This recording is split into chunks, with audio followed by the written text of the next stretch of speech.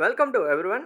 Eapcet 2023 online application step by step process మీకు ఈ video ద్వారా క్లారిటీగా ఎక్స్ప్లెయిన్ చేస్తాను.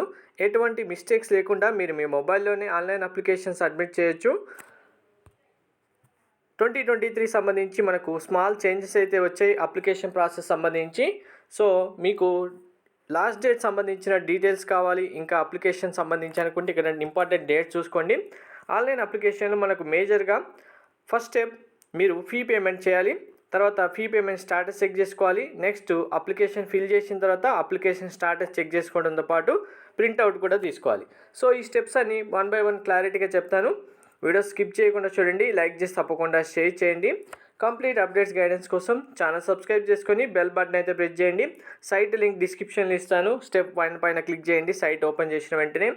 సో ఇందులో ఫస్ట్ మీరు ఇక్కడ ఏజ్ లిమిట్ గురించి ఇచ్చారు, ఆల్రెడీ ఇది ఎక్స్ప్లెయిన్ చేయడం జరిగింది, మరొకసారి అందరూ చూసుకోండి. ఫస్ట్ చెక్ బాక్స్ పైన క్లిక్ చేసి మీ యొక్క intermediate second year hall ticket number enter చేయండి. డిప్లొమా స్టూడెంట్స్ అయితే పిన్ నెంబర్ ఎంటర్ చేయండి. ఎస్ఎస్సి మెమోలో ఏదైతే నేమ్ ఉందో యాస్టీజ్గా నేమ్ ఇవ్వండి. డేట్ ఆఫ్ బర్త్ ఎంటర్ చేయండి. మీ మొబైల్ నెంబర్ ఎంటర్ చేయండి. సో సెల్ఫ్ అని క్లిక్ చేసిన తర్వాత ఆల్టర్నేటివ్ నెంబర్ ఉంటే ఇవ్వండి, లేకుంటే పర్లేదు. ఈమెయిల్ ఐడి ఇయర్ 2023లో ఈమెయిల్ ఐడి కంపల్సరీ చేయడం జరిగింది స్టూడెంట్స్ అందరికీ. ఈమెయిల్ ఐడి మిస్టేక్ లేకుండా ఎంటర్ చేయండి ఖచ్చితంగా. మెయిల్ ఐడి వెరిఫై చేస్తేనే అప్లికేషన్ సబ్మిట్ అవ్వడం జరుగుతుంది. కాబట్టి లాస్ట్ ఇయర్ వరకు ఈమెయిల్ ఐడి వెరిఫికేషన్ లేదు, ఈ ఇయర్ నుంచే న్యూగా తీసుకొచ్చారు. సో ఈమెయిల్ ఐడి ఎంటర్ చేసిన తర్వాత ఇంజనీరింగ్ ఫార్మసీ, ఇంజనీరింగ్ అగ్రికల్చర్ ఏదైతే సెలెక్ట్ చేసుకున్న తర్వాత మీ క్యాస్ట్ సెలెక్ట్ చేసుకోండి. ఓసీ, బీసీ, ఎస్సీ, ఎస్టీ ఏదైతే అది. సో ఇప్పుడు ఇక్కడ సింపుల్గా డెబిట్ కార్డ్ అని సెలెక్ట్ చేసుకోండి, ఎందుకంటే ఏటీఎం కార్డ్ అందరి ఇంట్లో ఉంటాయి కాబట్టి ఏటీఎం కార్డ్తో పేమెంట్ చేయొచ్చు. సో ఇవన్నీ సెలెక్ట్ చేసిన తర్వాత వెరిఫై ఈమెయిల్ అని వస్తుంది చూడండి. లాస్ట్ ఇయర్ వరకు ఈ ఆప్షన్ లేదు, డైరెక్ట్గా పేమెంట్ ఆప్షన్ వచ్చేది. మీ యొక్క ఈమెయిల్ ఐడికి వెరిఫికేషన్ కోడ్ వస్తుంది, ఆ కోడ్ ఎంటర్ చేసిన తర్వాతే ఫీ పేమెంట్ చేయాల్సి ఉంటుంది. ఈమెయిల్ ఐడి వెరిఫికేషన్ అయిపోయిన తర్వాత ప్రాసెస్ టు పే అని క్లిక్ చేస్తే మీకు ఇలా పేమెంట్ గేట్వే ఓపెన్ అవుతుంది. మీ యొక్క ఏటీఎం కార్డ్ డీటెయిల్స్ ఎంటర్ చేసి మేక్ పేమెంట్ పైన క్లిక్ చేయండి. OC students 600 rupees, BC students 550 rupees, SC ST స్టూడెంట్స్కి 500 రూపీస్ ఫీ ఉంటుంది. ఫీతో పాటు transaction charges 9 rupees 40 paisa or 10 rupees వేసుకోండి, ఇంకా సరిపోతుంది. పేమెంట్ చేసిన వెంటనే మీకు ఇలా యువర్ పేమెంట్ డన్ సక్సెస్ఫుల్ నుంచి పేమెంట్ ఐడి రిఫరెన్స్ నెంబర్ వస్తుంది. ఈ రిఫరెన్స్ నెంబర్ నోట్ చేసుకొని పెట్టుకోండి, దాంతోపాటు మీ డీటెయిల్స్ వస్తాయి. నెక్స్ట్ వెంటనే ప్రాసెస్ టు ఫిల్ అప్లికేషన్ అని క్లిక్ చేయండి. ఒకవేళ పేమెంట్ మీకు స్టక్ అయిపోయినా, మీ మనీ డెబిట్ అయిపోయి మీకు పేమెంట్ సక్సెస్ అని రాకపోయినా సెకండ్ స్టెప్ ఉంది కదా మీకు పేమెంట్ స్టాటస్ వెరిఫికేషన్ అనేది, దానిపైన క్లిక్ చేసి సెకండ్ స్టెప్లో మీ యొక్క qualifying examination hall ticket mobile number enter చేసి చెక్ పేమెంట్ స్టాటస్ అంటే మీ పేమెంట్ సక్సెస్ఫుల్ అయిందా లేదా అనేది వస్తుంది. సో పేమెంట్ నాట్ డన్ అని వస్తే వెయిట్ చేయండి. ఒకవేళ డెబిట్ అయితే మీకు రీఫండ్ వస్తుంది, లేదు స్టక్ అవుతే కనుక 1 డేస్ వెయిట్ చేసిన తర్వాత చూడండి. పేమెంట్ సక్సెస్ఫుల్ అయిన స్టూడెంట్స్ అందరూ డైరెక్ట్గా అప్లికేషన్ ఫిల్ చేయాలి ఇప్పుడు. సో పేమెంట్ సక్సెస్ అయిన ఆప్షన్ మనకు స్క్రీన్లోనే process to fill application form అని కదా, దీనిపైన క్లిక్ చేసేయండి. వెంటనే నెక్స్ట్ విండో ఓపెన్ అవుతుంది. ఇందులో మీ payment reference ID, examination hall ticket number ఇవన్నీ డీటెయిల్స్ ఇచ్చి ఎంటర్ చేయగానే మీకు ఈ డీటెయిల్స్తో పాటు ఫస్ట్ క్యాండిడేట్ డీటెయిల్స్ డిస్ప్లే వస్తాయి. ఇందులో మీ యొక్క నేమ్, ఫాదర్ నేమ్, మదర్ నేమ్తో పాటు మీరు మీ జెండర్ సెలెక్ట్ చేసుకోవాల్సి ఉంటుంది. ఆధార్ కార్డ్ నెంబర్ ఎంటర్ చేయండి కంపల్సరీగా. రేషన్ కార్డ్ నెంబర్ ఉంటే ఎంటర్ చేయండి, లేదంటే పర్లేదు. నెక్స్ట్ ఇన్కమ్ డీటెయిల్స్ అయితే సెలెక్ట్ చేసుకోవాల్సి ఉంటుంది. Below 1 lakh, 1 to 2 lakhs, above 2.5 lakhs, above 8 lakhs. ఇక్కడ మీకు ఏదైతే అది సెలెక్ట్ చేసుకోండి. ఇన్కమ్ సర్టిఫికేట్ నెంబర్ ఇప్పుడే ఇవ్వాల్సిన అవసరం లేదు, కౌన్సిలింగ్ టైంలో అప్డేట్ చేసుకోవచ్చు.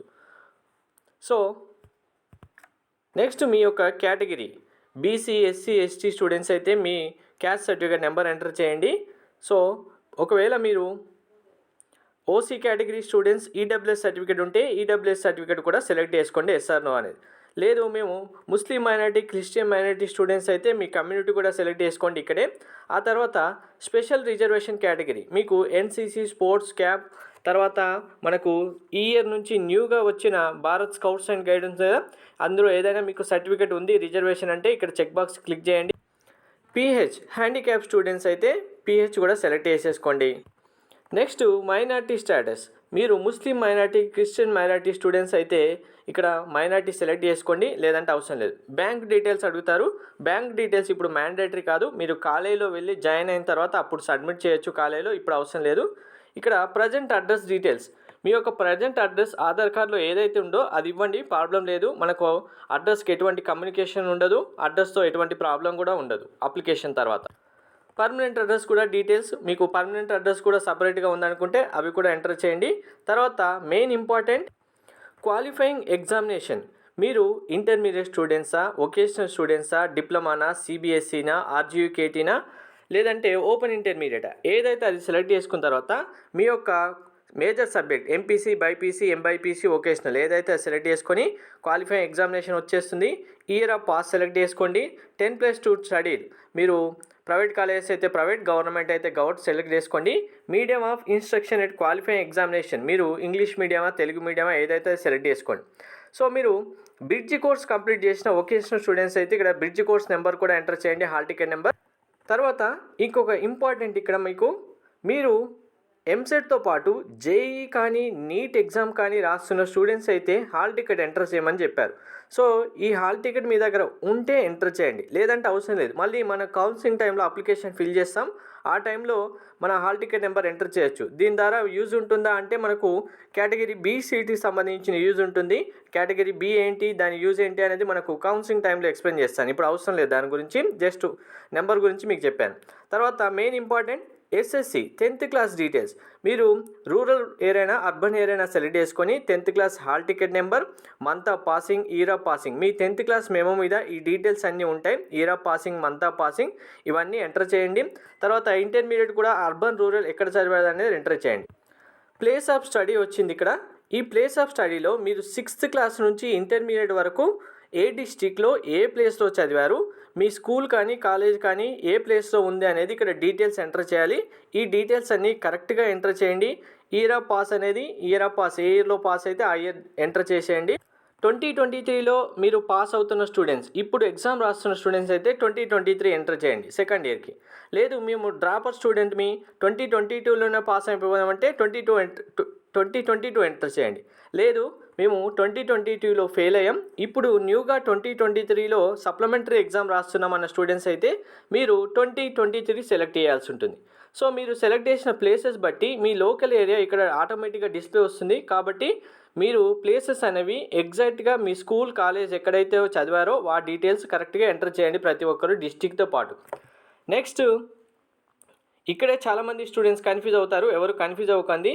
Details of common entrance test సంబంధించి మీకు ఫోటో సిగ్నేచర్ మీకు ఆటోమేటిక్గా డిస్ప్లే వస్తేనేమో ఉండనివ్వండి, రాలేదనుకోండి మీ మొబైల్లో మీ ఫోటో అండ్ సిగ్నేచర్ ఒకసారి పిక్ తీసుకొని ఇక్కడ ఫోటో సైజ్ ఎంతైతే మెన్షన్ చేశారో ఆ సైజు ఉన్న దానికి ప్రకారం అప్లోడ్ చేయండి. ఫోటో సైజ్ మీకు ఎక్కువ వస్తుందంటే గూగుల్ ఓపెన్ చేయండి, ఫోటో సైట్ రెడ్యూసర్ అని క్లిక్ చేయండి. ఫస్ట్ లింక్లో ఏదైతే సైట్ వస్తుందో ఆ సైట్లో మీ ఫోటో అప్లోడ్ చేసి సైజ్ అనేది సెలెక్ట్ చేసుకోండి, ఆటోమేటిక్గా రెడ్యూస్ అయిపోతుంది.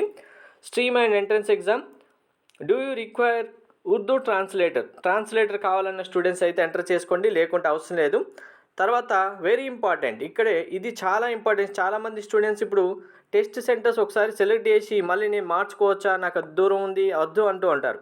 కాబట్టి ప్రైమరీ డిస్టిక్ ఏదైతే ఉంటుందో మీ డిస్టిక్ సెలెక్ట్ చేసుకొని ప్రిఫరెన్సెస్ 1, 2, 3 ఏవైతే అవి ఇక్కడ ప్లేసెస్ ఎలా అయితే వచ్చాయో అలా సెలెక్ట్ చేసుకోండి ప్రతి ఒక్క స్టూడెంట్. ఇవన్నీ ఫిల్ చేసిన తర్వాత ఇక్కడ చెక్ బాక్స్ పైన క్లిక్ చేసి మీరు సబ్మిట్ పైన క్లిక్ చేయండి. ఒకవేళ జస్ట్ సేవ్ చేశారనుకోండి, యువర్ అప్లికేషన్ సేవ్ టెంపరీగా వస్తుంది.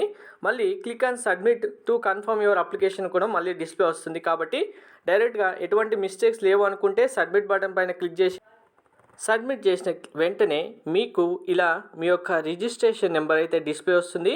ప్రతి ఒక్కరు payment ID reference number, registration ID reference number note చేసి పెట్టుకోండి. ఇవి చాలా యూజ్ అవుతాయి. మీరు ఎగ్జామ్ కంప్లీట్ అయిపోయి డైరెక్ట్గా కౌన్సిలింగ్ అటెండ్ అయ్యేంత వరకు కూడా ఇవి చాలా యూజ్ అవుతాయి. నెక్స్ట్ ఈ అప్లికేషన్ మీరు మొబైల్లో చేస్తున్నారు కాబట్టి సిస్టంలో అయినా చేయొచ్చు, ల్యాప్టాప్లో అయినా చేయొచ్చు, ఎక్కడైనా చేయొచ్చు. సేవ్ చేసి పెట్టుకోండి అప్లికేషన్ని. ఫస్ట్ ఒక పీడిఎఫ్ ఫైల్ వస్తుంది, సేవ్ చేసి పెట్టిన తర్వాత ఒక కాపీ ప్రింట్అవుట్ తీసుకోండి, 2 కాపీస్ జిరాక్స్ తీసుకోండి. ఎందుకు అంటే మళ్ళీ ఎంసెట్ ఎగ్జామ్కి వెళ్ళే రోజు మీరు ఈ కాపీస్లో మీ యొక్క సిగ్నేచర్, థంబ్ ఇంప్రెషన్ ఇవ్వాల్సి ఉంటుంది. కాబట్టి అందులో ఏమైనా మిస్టేక్ చేస్తే మళ్ళీ ఇంకొక ఫామ్ అవసరం ఉంటుంది. కాబట్టి ఫస్టే ప్రింట్అవుట్ తీసుకున్న ప్రతి ఒక్కరు 2 కాపీస్ జిరాక్స్ తీసుకోండి. మళ్ళీ కౌన్సిలింగ్ టైంలో ఇంకొక కాపీ అవసరం ఉంటుంది. కాబట్టి చాలా యూస్ఫుల్ అవుతాయి. సో మీరు అప్లికేషన్ సబ్మిట్ చేశారు, ఒకవేళ మీకు ప్రింట్అవుట్ రావట్లేదు అంటే కనుక ఫోర్త్ స్టెప్ ఉంది కదా, నో యువర్ అప్లికేషన్ స్టాటస్, దీనిపైన క్లిక్ చేసి స్టాటస్ సెలెక్ట్ చేసుకోండి. అప్లికేషన్ సబ్మిటెడ్ సక్సెస్ఫుల్ అని వచ్చిన తర్వాత డైరెక్ట్గా అక్కడ మీరు పీడిఎఫ్ సేవ్ చేసుకోవడం మర్చిపోయినప్పటికీ నెట్ సెంటర్కి వెళ్తారు కదా, డైరెక్ట్గా ప్రింట్ అప్లికేషన్ పైన క్లిక్ చేయండి. మళ్ళీ మీ డీటెయిల్స్ ఎంటర్ చేయగానే మీకు అప్లికేషన్ పీడిఎఫ్ వస్తుంది. డైరెక్ట్గా నెట్ సెంటర్లోనే మీరు ప్రింట్అవుట్ తీసుకోవచ్చు. ఇక్కడ చూడండి, మీ యొక్క రిజిస్ట్రేషన్ నెంబర్ అడుగుతుంది, పేమెంట్ రిఫరెన్స్ ఐడి కూడా అడుగుతుంది. అందుకే అన్నీ నోట్ చేసి పెట్టుకోండి. ఫస్ట్ బిగినింగ్ అప్లికేషన్ స్టార్ట్ చేసినప్పటి నుంచి మీకు డిస్ప్లేలో ఏవేవైతే నెంబర్స్ వస్తున్నాయో ప్రతి ఒక్కటి సేవ్ చేసి పెట్టుకోండి. మీ మెయిల్ ఐడికి కూడా వస్తాయి, అలాగే మొబైల్ నెంబర్ కూడా వస్తాయి. కానీ మీరు ఒక బుక్లో నోట్ చేసి పెట్టుకుంటే మీకు చాలా యూజ్ అవుతుంది. మెసేజ్ డిలీట్ అయినా, మెయిల్ డిలీట్ అయినా మీకు తర్వాత కూడా ఫర్దర్గా రిఫరెన్సెస్కి యూజ్ అవుతుంది. ఇలా అప్లికేషన్ ఎటువంటి మిస్టేక్స్ లేకుండా ఫిల్ చేసుకోండి. ఏమైనా డౌట్స్ ఉంటే కామెంట్ చేయండి. Thank you.